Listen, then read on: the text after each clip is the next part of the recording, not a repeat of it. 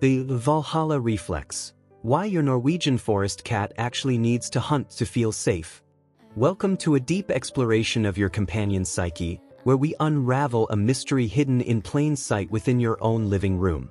You may have noticed your Norwegian forest cat, that majestic, rugged creature, occasionally exhibiting behaviors that seem entirely out of place in a modern domestic setting.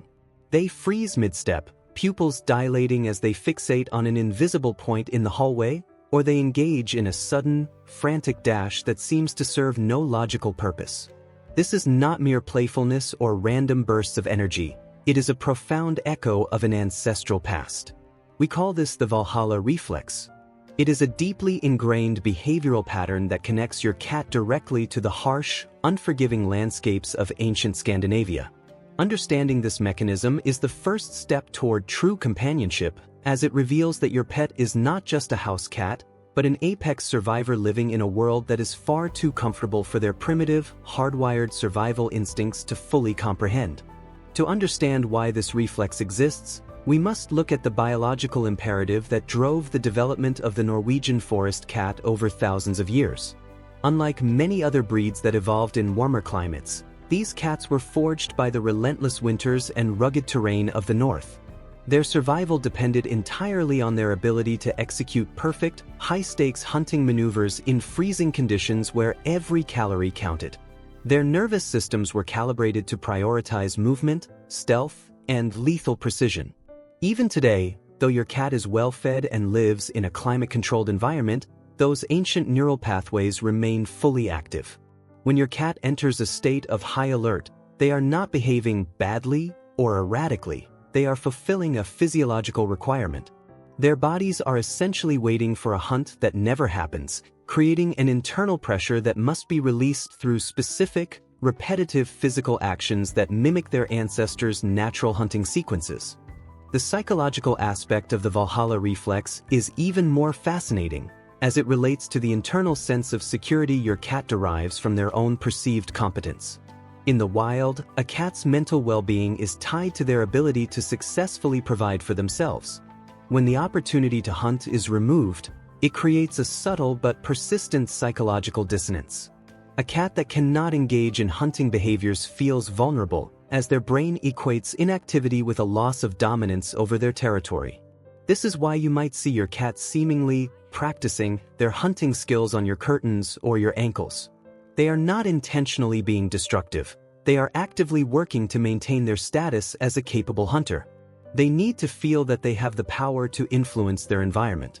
When they successfully capture a toy or a shadow, it provides a crucial dopamine hit that reinforces their sense of safety and control, effectively silencing the ancient alarm bells that tell them they are in danger. Let us look at some real-life manifestations of this reflex that you have likely observed. Consider the dead stare your cat gives when they are sitting on a high shelf, watching you move around the house.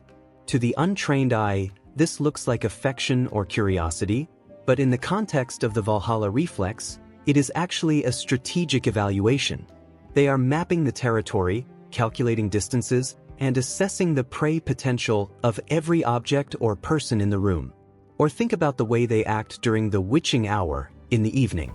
This is when the reflex is at its absolute peak, as their biological clock tells them that the light is fading and the time for the hunt has arrived. They will often tear through the house with surprising speed, jumping onto furniture and hiding behind corners. This is a practice run for an ambush.